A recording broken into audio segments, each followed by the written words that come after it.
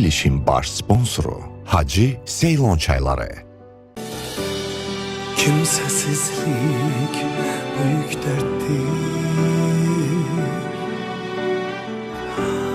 Kimsesizlik yaman ağır. Hansı fəsildi bilmirəm, içimdə yağışlar yağır.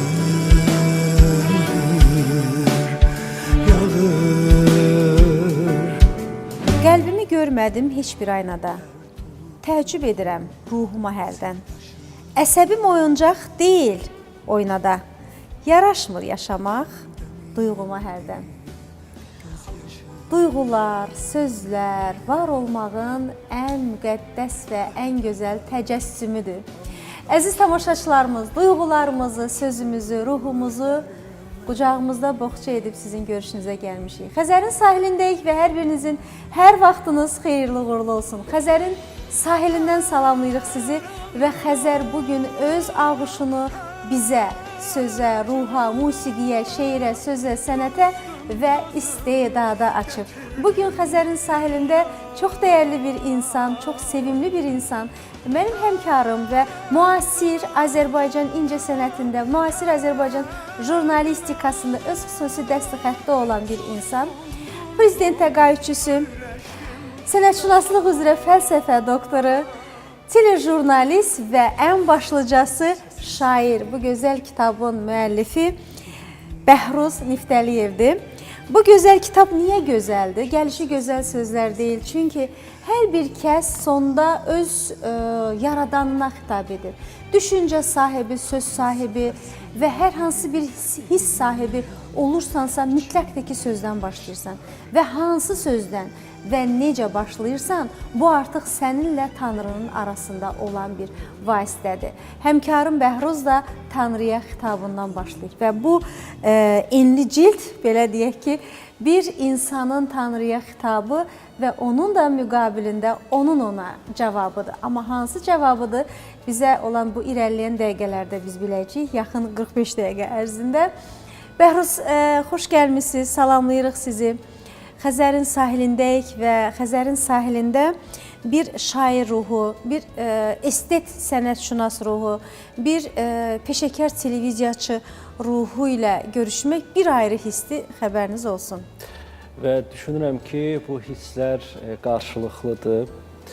Ələxsus dalğalanan küləkli Bakının o gözəl Xəzərinin sahilində, eyni zamanda ruh eyniliyi yaşadığım, hiss elədiyim əziz həmkarımla üzbə sürət əyləşmək, bu işıqların, bu gözəlliyin fonunda söz haqqında söz demək doğrudan da gözəldir və bir o qədər də məsuliyyətlidir. Mən də tamaşaçılarımızı salamlayıram. Əminəm ki, bu 45 dəqiqə həm də faydalı olacaq.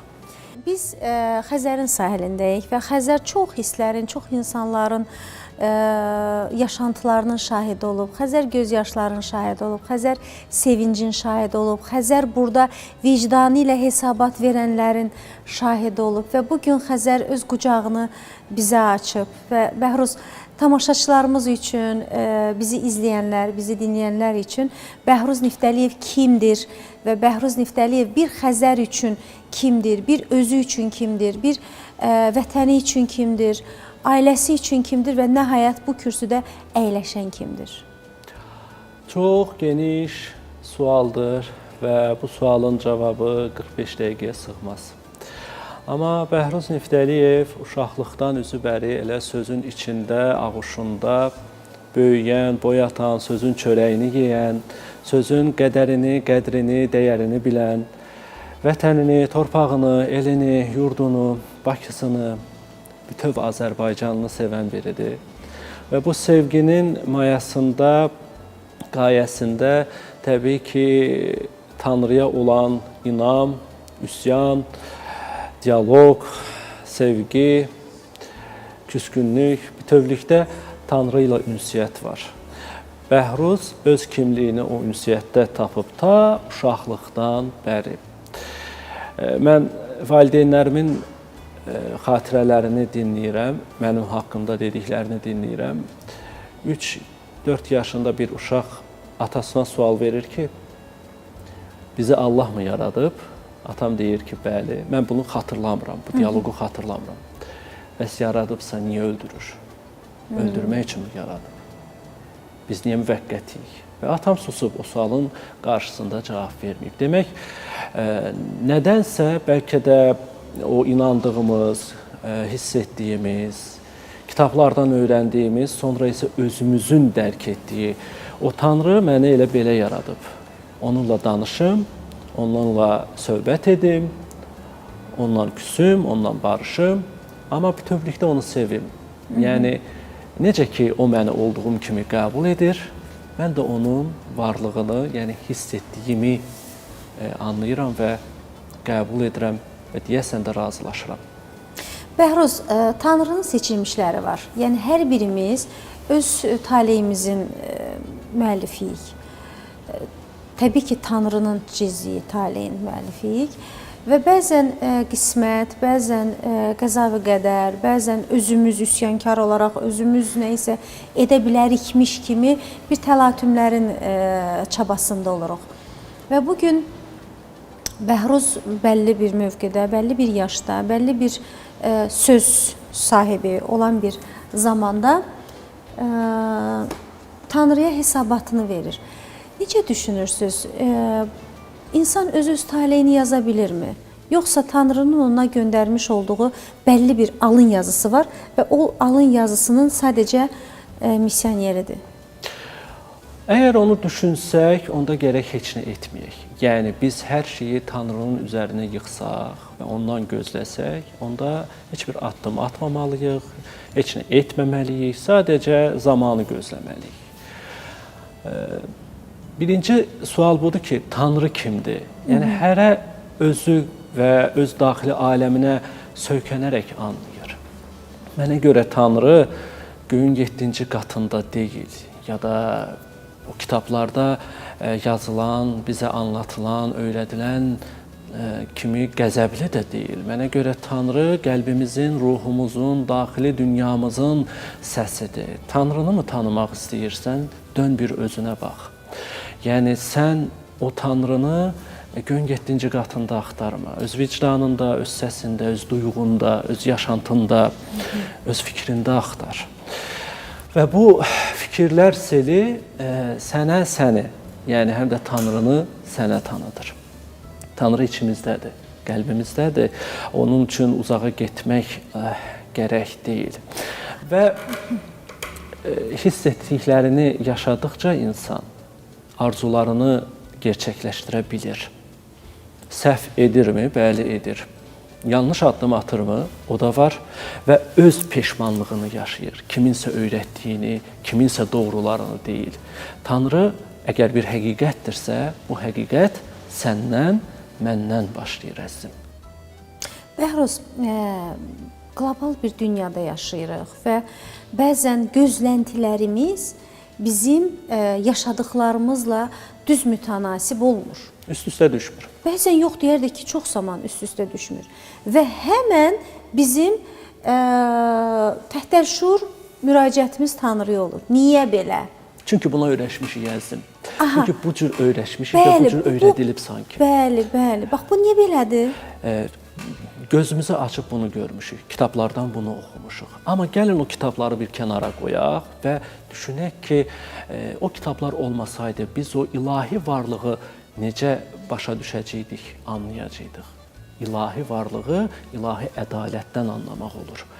Gec-tez etdiklərini tapırsan bu həyatda. Nə tökərsən aşına, o da çıxar qaşığına söhbəti burada yaranır. Və insan övladı dindən əvvəl yaranıb, əzizim. Sonra din formalaşıb, sonra kitablar yazılıb və bizə Tanrını anlatıblar. Halbuki o ilahi qüvvə elə bir qüdrətə sahibdir ki, o sənin qəlbinə, ruhuna, qulağına pıçıldaya bilir. Bunu şairlərdən soruşun, desin. Yeri gəlmişkən, şairlər. Bəzən insanlar tanıyırıq, görürük ki, o insanların Tanrıya xitabı, fərq etməz, yaşantısına xitabı deyək. Daha alt qatdadır, daha dərindir və siz şairlərin xoşbəxtliyi həm də ondadır ki, onlar öz fikirlərini bəlli bir misraya düzmək bacarığına sahibdilər. Bilirsiniz nəyə bənzəyir bəzən? Mən şairləri, hətta bir dəfə Baba Vəziroğlu belə bir fikir söyləmişdi. Söylədi ki, əgər siz bilsəniz ki, şeir necə yaranır, şeir mətbəxdə yemək bişirən qadına bənzəyir. Sanki orada hər şey dağınıq görürsən, amma sonda masaya gözəl bir yemək, hazır bir yemək gəlir. Amma yaranana qədər nə qədər orada biz dağıntılar görürük. Amma və lakin o fikirlə razı deyiləm. Düşünürəm ki, əsl şeir çırpıntılar, dağınıqlardan yaranmır. Əsl şeir o sözlərin, o misraların bir ipə sapa düzülmə ahəngindən yaranır. Daha səliqəli, daha formada. Razısınız? Siz əgər şeirin o yaranmasının şahidi olsaydınız, bunu xoşbəxtlik adlandırmazdınız. Bu kədərin ən kəskin formasıdır. Bu təlatümlərin ən ağır bir halıdır. Və sən o məcburiyyətin, o sıxlığın, o çərçivənin içində bir azadlığa qovuşursan. Yəni sən başlayırsan o qəlbindəki fırtınalardan, üsyanlardan, razılaşmadığın məqamlardan doğulan sözləri, misraları, mən deyərdim ki, qeyri-ixtiyari yazırsan. Yazırsan və sonra ayıq başla oxuyursan ki, bunu mən necə yazdım? Yəni bu sualı mən özümə tez-tez vermişəm. Bəhruz, işarə edirlər reklamların zamanıdır. Mən sizdən bu çayı dadmağı rica eləyəcəm. Çünki şairlər, yazıçılar, söz sahibləri və istənilən düşüncə sahibləri, düzdür, bu bütün insanlara şamil oluna bilər, amma düşüncə sahibləri birinci çayı dəmləyirlər, armudu stəkanda, belə billur stəkanda qarşılarına qoyurlar və o onlara rəvac verir. Sizdə də belə olurmu? Şeirlərimin birində belə bir təxmini belə bir fikir var idi ki, sən kədəri dəmlə, mən səmimiyyəti süzərəm. Hay, nə gözəl. Gəlin bu çayı içək, elə sözün şərəfinə. Mükəmməl. Təşəkkür edirəm Bəhruz varlığın üçün. Söz sahibi insanın ruhu hər zaman, bəzən biz bir-birimizə təşəkkür etməyi unuduruq. Halbuki Tanrının da özül bünövrəsi təşəkkür üzərində dayanır. Bizim təşəkkür edəcəyimiz daha bir ünvan da var. Bu Hacı Seylon çaylarıdır ki, bizimlə tərəfdaşdır, bizimlə həmkardır və bizə bu dəqiqələri bəxş edəndir. Bizim içdiyimiz çay Hacı Seylon çaylarıdır. Ümid edirəm, siz də bu daddan razısınız. Verilişin baş sponsoru Hacı Seylon çayları. Reklamlarımız bitdi, əziz tamaşaçılarımız, əziz bizi izləyənlər, əziz bizi gözləyənlər. Xəzərin sahilindən sizin hər birinizə qucaq dolusu salamlar göndəririk. Ümid edirik ki, hər biriniz sevgi dolu, gözəl bir ahəngin içərisindəsiniz və bizi izləyirsiniz. Biz də öz növbəmizdə sizə bu gözəl enerjini yansıdırıq Bəhruz Niftəliyevin simasında. Bəhruz Niftəliyev sənətşünaslıq üzrə fəlsəfə doktorudur. Bəhruz Niftəliyev mənim həmkarımdır, telejurnalistdir. Bəhruz Niftəliyev prezident təqaüdçüsüdür, uğurlu gənclərimizdəndir və Bəhruz Niftəliyev ən başlıcası söz sahibidir və bax, belə bir gözəl kitabın müəllifidir. Biz verilişimizin əvvəlində ancaq elə Tanrıdan danışdıq. Qəribədir Bəhruz. Bax, bu titulları sadalayıram bir insan üçün. Bunların hər biri indi söz olaraq asan görünür. Halbuki bunu ərsəyə gətirmək, bunu hazırlamaq, bunu ən azı bir elmi dərəcəni almaq, hər hansı bir mükafata sahib ola bilmək bir çabanın nəticəsidir. Və çox qəribədir ki, sonda biz hamımız bax bu misralara minnətdar oluruq. Çox qəribədir. Şair ömrü yaşayır insan həm də. Sən jurnalistsən, sən atasan, sən vətəndaşsan. Bütün bunların fonunda və fövqündə şairlik dayanır. Yəni, mən bir senari yazanda da şair kimi düşünürəm, bu məndən asılı deyil. Mən bir vətəndaş kimi çıxış edəndə də o şairlik mənim əlimdən tutur. Və beləliklə yaşa da olursan. Tanrıya məktublardır kitabımızın adı və bu ad özlüyündə doğuldu. Sanki şeirlər mənə pıçıldadı bu ismi Bəli, mən ömrü boyu Tanrının axtarışında olmuşam. Layihə rəhbəri olduğum, uzun illər apardığım o verilişində də elə o sualı verirdim ki, hardadır Tanrı? Necədir Tanrı? Kimdir Tanrı? Necə tapaq onu? Çox maraqlıdır. O niyə görünməz olmağı seçib? O niyə bizim sanki uzağımızdadır, halbuki içimizdədir? O niyə bizim gözümüzə görünmür? Çəkinirmi, qorxurmu, yoxsa adiləşmək bir qorxusu varmı? Niyə? Bax, bu sualları vermişəm və bu sualların cavabları da əslində bütün bu şeirlər. Və bəzən mənə elə gəlir ki, Tanrı bizi tanımır. Yaratdığı ilə gördüyü arasında çox fərqlər var. O dünyanın qovğaları, müharibələri, qan qadaları Tanrı belə insan yaradardımı? Məncə yox. Bəzən Tanrı öz yaratdığına baxıb təəccüb edir indiki zamanda. Bəhruz, bax bu məqamda istərdim ki, Xəzərin sahilində öz misralarından bizim ruhumuzu oxşayasınız. Əslində mən düşünürəm ki, şairin şeirini, şeirlərini qiraətçilər desə yaxşıdır.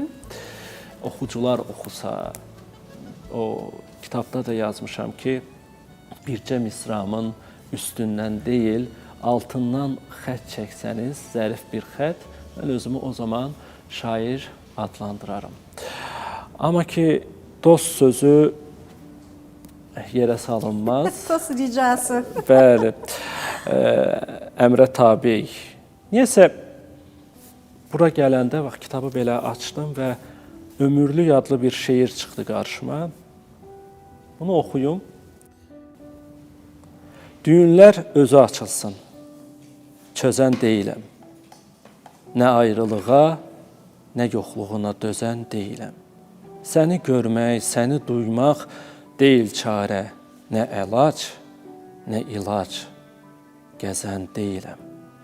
Nə beyt, nə misra qəzəl deyiləm, əzbərləmə məni sən, əzablarla tanı sən. Bu necə sevgidir, qulum mənəm, Tanrı sən. Bəs ömürlük mənləydin, hanı sən? Uçurumu görürsənmi? Bir tərəfi yoxluğundur, bir tərəfi yanı sən. Hər köşəsi ətirşahdır, yəni sən. İlk dəfədir küsülüyük, ayrılıqda yenisən. Göyü bizdə mən yaradım, gözəl gözlüm, yeri sən. Ruhuma sığal olar hər addımın yeri sən. Mənə nəfəsin gərək, mənə tərəf tələsən. Sən elə bir oyunsan, sən elə bir tələsən. Tutub əllərin məni, udub gözlərin məni. Sənsə alın yazımsan, bir ömürlük talisən. Nə qaçış var, nə çıxış. Qurtulmağı neynirsən? Neynirəm? Hə? Məncə. Gözəl. Əgər eşqə düşmüsənsə, çabala, yarat, mübarizə apar. Amma ondan qurtulmağa çalışma. Çünki hər adam o gülüstana düşə bilmir. Hər adam eşqi dada bilmir. Hər adam sevə bilmir. Oynamaq ayrıdır, yaşamaq ayrı. Xoş sözlər deyə bilərsən, birini bəyənmək də olar.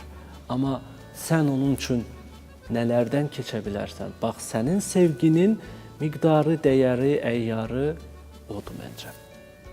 Bəhruz, bu misralar təkcə bir Bəhruz qələmindən çıxa bilər. Amma bu misralar bir insanın, bir qəlbin qələmindən, fövqündən çıxırsa, bir neçə ürəklərə, bir neçə könüllərə sahib ola bilir. Və sizin şeirlərinizdə bədii vasitələrdə də istifadə olunubdur. Və onlardan biri də elə Çarəsizlik filmində, Çarəsizlik şeirindir. Bizim çox dəyərli aktyorumuz, çox dəyərli insan Tural bu şeiri səsləndirib. Bax, bu məqamda istərdim ki, bax, Xəzərin sahili, əziz tamaşaçılarımız, ruhun ahəngindədir, çox ahəstədir, həzindir. Bəzən qonaqlarımız çox emosional olur, bəzən qəhqəhəli keçir, bax, bu dəqiqələr. Amma bugün hər birimizin ruhumuz ahəstə, həzin, düşüncə doludur, şeir doludur və bu yeni tərz və yeni yanaşma şeiridir. Və Turalın ifasındakı çarəsizlik şeiri mən elə gəlir ki, bax bu məqamda lap da yerinə düşür. Vasitələrdə hər zaman musiqilər, hər zaman şeirlər öz sözünü deyə bilir.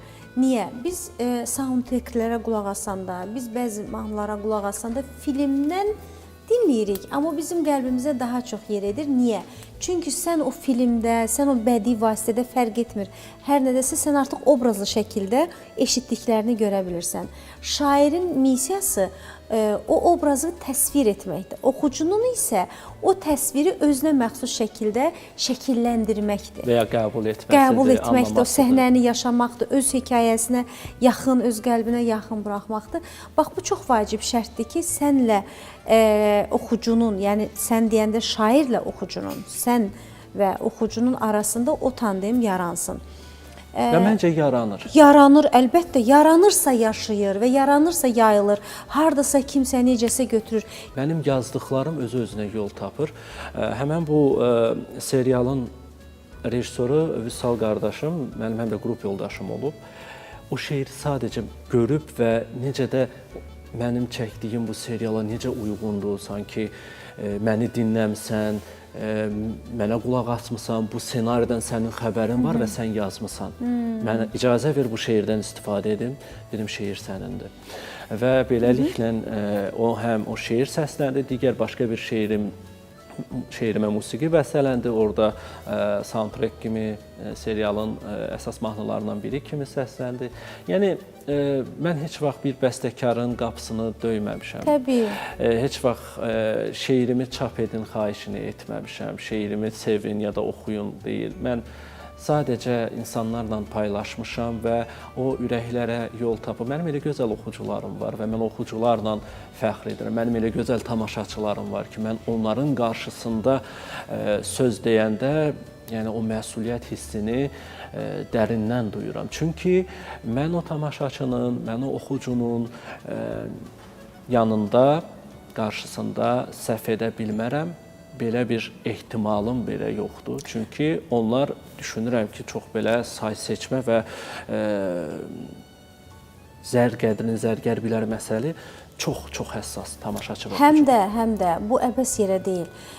Bir məktəb görmək, bir genetik koda sahib olmaq, bax bu mərhələlərin hər biri süzgəcdir, filtrdir insan həyatı üçün.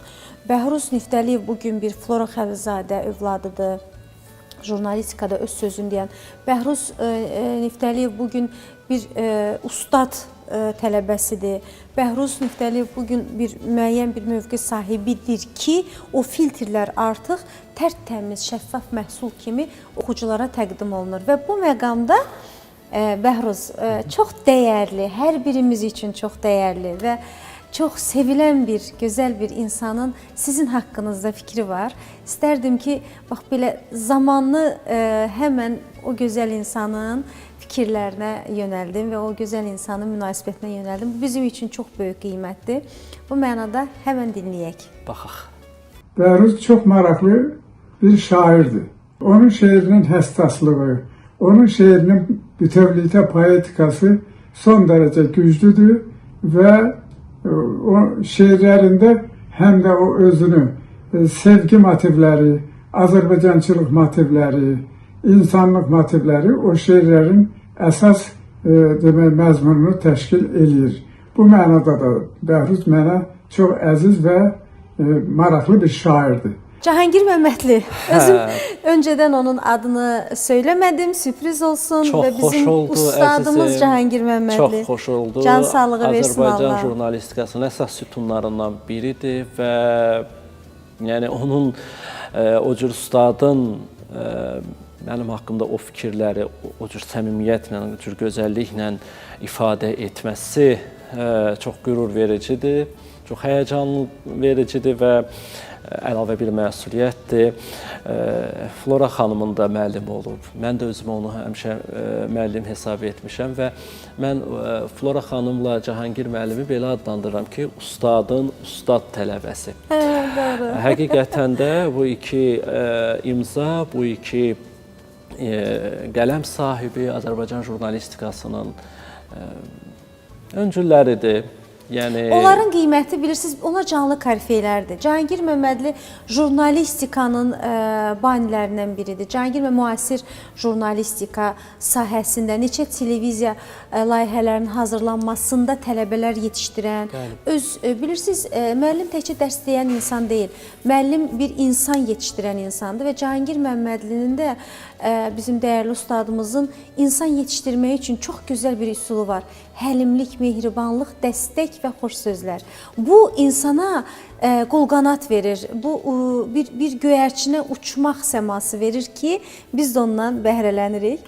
Təşəkkür edirik, can sağlığı arzu edirik və Bəhruz, yenə çayımızdan, Cahangir müəllim də çay sevəndir, yeri gəlmişkən. Çayımızdan da təşəkkür edirəm Cahangir müəllim. Səmimiyyətiniz üçün, xoş sözləriniz üçün, dəyəriniz üçün və həmişə bizə mayak olduğunuz üçün çox həyəcanlandım və qürur duydum. Mən sizinlə həmişə qürur duymuşam, fəxr etmişəm və nə gözəl ki, o sevgini, o hörməti, o dəyəri sizin gözünüzdə də qazanmışam. Minnətdaram.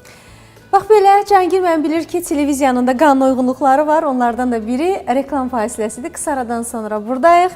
Bəhruzun ruhuna qonağıq və çox gözəl, ahəstə bir Xəzərin sahilindən ruhu ilə sizin hər birinizə yenidən salamlar göndəririk və qısa aramız Hacı Seylon çaylarının bizə bəxş etdiyi reklam fasiləsidir.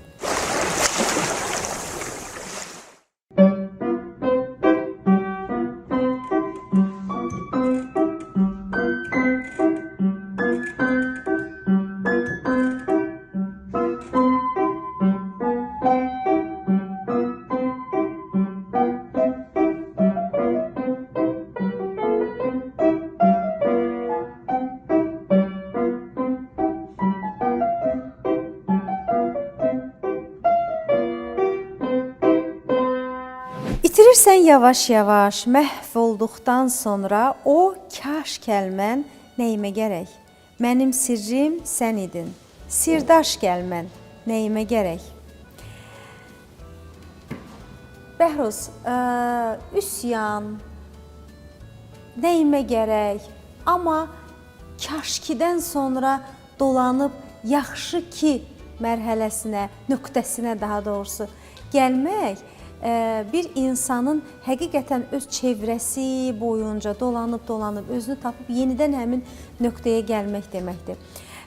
Əziz tamaşaçılarımız, yenicə qoşulanları mən salamlayıram və biz Xəzərin sahilindən çox gözəl bir şairi, çox gözəl bir ruh insanını sizə təqdim edirik. Bəhruz Niftəliyevdir. Bəhruz Niftəliyev sənətşünaslıq üzrə fəlsəfə doktorudur. Bəhruz Niftəliyev prezident təqaüdçüsüdür, həmkarımdır və ən başlıcası son zamanlar onun şeirləri ilə hər kəs artıq bir-birinə xitab edir, gözəl bir şairdir. Bəhruz, kaşki və yaxşı ki. İnsan kaşkilər və yaxşikilər arasında bir körpüdür və nəticə onun üçün əsas amildir. Və bugün Bəhruz, mən istərdim ki, bax bizim o sizin şeir təqdimatınızdan gələn o məsələyə, bax o görüntülərdən danışaq ki, insan bəzən nəyisə ərsəyə gətirəndə fikirləşir ki, görürsən doğrudurmu, görürsən doğru yoldayam mı, görürsən nəyimə gərəkdir, görürsən bu lazımdırmı? Amma hər hansı bir mənzərəni görəndən sonra kaşkinin yerini yaxşı ki əvəzləyir və deyirsən ki, nə yaxşı ki belə oldu. Düzdür və əslində bu kitab son 11 ildə yazdığım şeirlərin toplusudur. Və elə valideynlərimdən başlamış, evimdən başlamış, müxtəlif ədəbiyyat insanı məni məcbur edirdi ki, artıq bir şair kimi də özümü təqdim edim. Və bu kitab o qədər sehirlidir ki, kitabın üzərində işləyərkən bir də gördüm Lütfiyə xanım, bizim görkəmli ədəbiyyatşünas alimimiz, möhtəşəm bir təhlil edib şeirlərimi.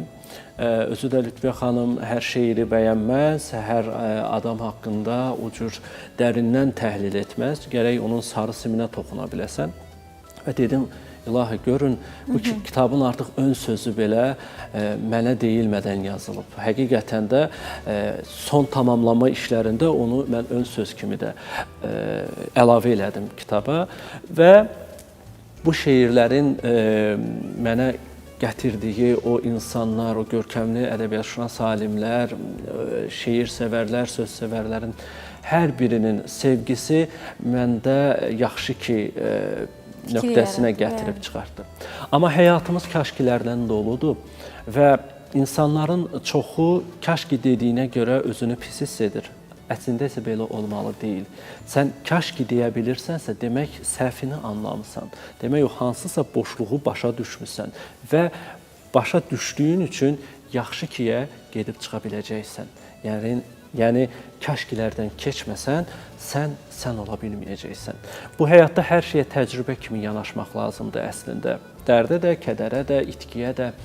Bu bir təcrübədir, bu bir mərhələdir və biz bu mərhələdə ilahi qüvvənin sınaqları ilə üzbəsürət yaşayırıq, yoğruluruq, yenidən sanki doğuluruq, yenidən var oluruq. Yıxılırıq, yenidən ayağa qalxırıq. Yıxılmaq da ayıb deyil, səhv etmək də. Əsas odur ki, sən düşdüyün yerdən dura biləsən. Əsas odur ki, o səhvi anlaya biləsən. Bəhruz, bax o tədbir o qədər yadda qalan və gözəl bir tədbir oldu. Söhbət Bəhruz Neftəliyevin kitab təqdimatından gedir. Tanrıya məktub kitabı. Əgər fərqindəsinizsə, biz bugün Bəhruz'u bir neçə titullarını sadaladıq. Amma niyəsə də hərlənirik, dolanırıq, onun şeirlərindən danışırıq. Bizim orta epicentr nöqtəmiz şairliyi oldu. Çünki o gecənin işığından biri də sən idin, əzizim. Əstəğfurullah, Bəhruz. Əziz dostum. O barədə danışmayaq, bu bir dostluq şarjı idi, bu bir dostluq. Amma qəlbən, ruhən yanımda ola bilməyin çox gözəl idi. Hər zaman dəstək, hər zaman bərabərlik, hər zaman birlik, hər zaman sülh və hər zaman sevgi ucaldır. Bilirsiniz, Tanrı sevgidir, vəssalam, bu qədər bəsit. Bəli. Və dünyanı sevgi xilas edəcək. Mən bunu həmişə deyirəm. Bəli, Tanrının sözü, missiyası, ayələri, bizə göndərdiyi, bəşəriyyəti yaratdığı və hər zaman da bizdən istədiyi, bağışladığı, tövbəsi, hər bir şey sevgidir. Mən düşünürəm ki, Tanrının mənə bəxş etdiyi bu yaza bilmək qabiliyyəti bəlkə də elə Tanrının özünü dinləmək ehtiyacından yaranıb. Və Nurəngiz günün sevdiyim bir misrası var, deyir, yol gedirəm, yol olana dək. İkicə misradır, amma bütün həyatın fəlsəfəsi o iki misrada özünü göstərir. Bəli, insan övladı yol gedir, yol olana dək. Amma hamı yol ola bilirmi? Bax, əsas məsələlərdən də biri odur. Sən yaşayırsan, sən yaradırsan, sən var olursan və səndən sonra gələnlər səndən nə əğz edəcəklər? Ələxüsus, məsələn, övladların, məsələn, sənin sevənlər, sənə inananlar, bir vaxt şeirini oxuyanlar ya da səni ümumiyyətlə sevənlər. Nə biləcəklər, nə öyrənəcəklər və sən ikinci həyatını necə yaşayacaqsan? Bir də geri dönəcəkmi bu dünyaya? Bəlli deyil. İnanıram ki, bu həyat, yəni insana verilən bu ömür payı bütün dərinliyi ilə dünyanı, elə Tanrını, bəşəri anlamaq üçün çox qısadır. Bəlkə də biz yenidən geri dönəcəyik, bəlkə başqa bir formada, başqa bir məzmunda görüşəcəyik. Amma bütövlükdə o qəlbimizin, içimizin, ruhumuzun rəngini bilib öyrənməyə can ataq, dostlarım. Və budur əslində bizim əsas məyarımız. Çox sevdiyim və çox müşahidə etdiyim gözəl bir ifadədir. Rəngi, insanın rəngi, insanın ruhunun rəngi. Bəhruz, insanın ruhunun rəngini seçə bilirsiniz. Və yaxud daha bir sualını əlavə edirəm, həm bu. Bəhruzun ruhunun rəngi dəyişirmi? Hər vaxta uyğun və bugün hansı rəngdə? Belə bir misram yadıma düşdü. Sənə olan hisslərimin rəngi qaçıb, ağ-qaradır duyğularım. Sonrası yadımda deyil, mən ümumiyyətlə şeirlərimi əzbər bilmirəm. Bu dünya, bu bəşər elə iki rəngdən ibarətdir əslində və bütün rənglər ağ və qaradan törüyüb sanki. İnsanın qəlbinin işığı onun rəngini təyin edir. Düşünürəm ki, danışanda, davrananda və görəndə, görüşəndə sən o rəngi sezə bilirsən və bu həssas insanlara məxsus bir keyfiyyətdir. Yəni o rəngi görə bilmək.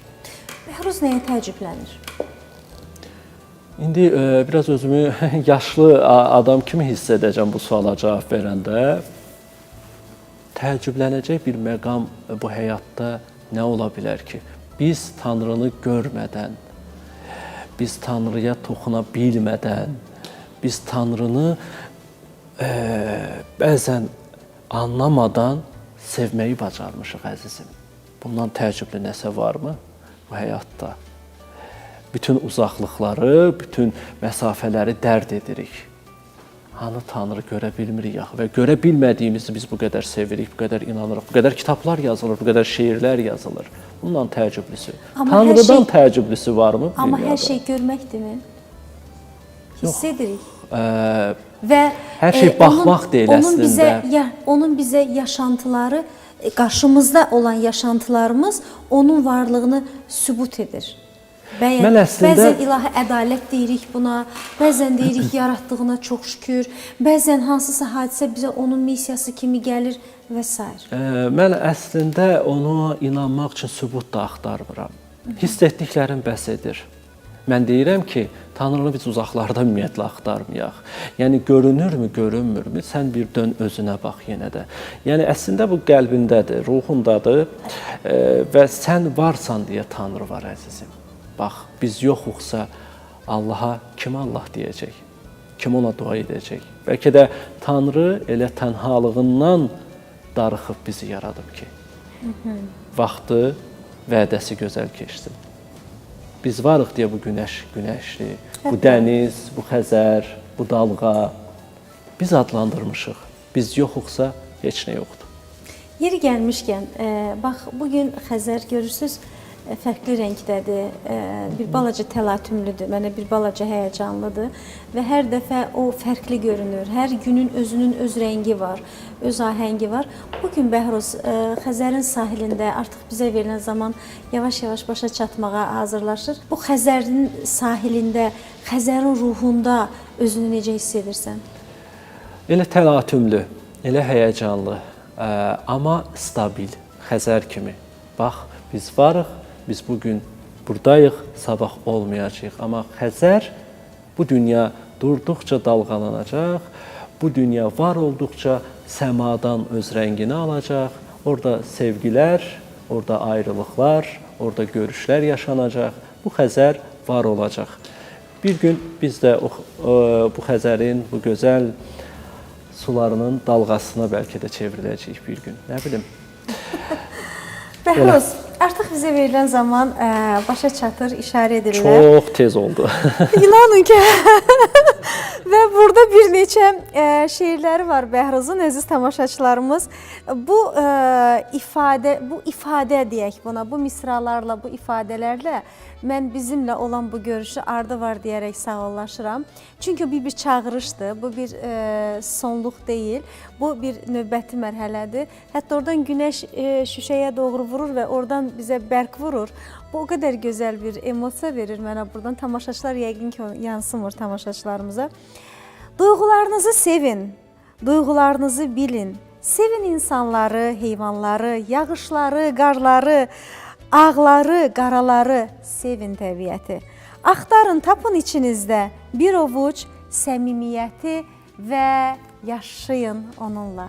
Səmimiyyətimizlə, duyğularımızla, sevgimizlə, təbiətimizlə, günəşimizlə sizinlə görüşə gəldik və təbiətin ən gözəl yaratdığı bir bəşər nümunəsini bugün biz sizinlə görüşdürdük.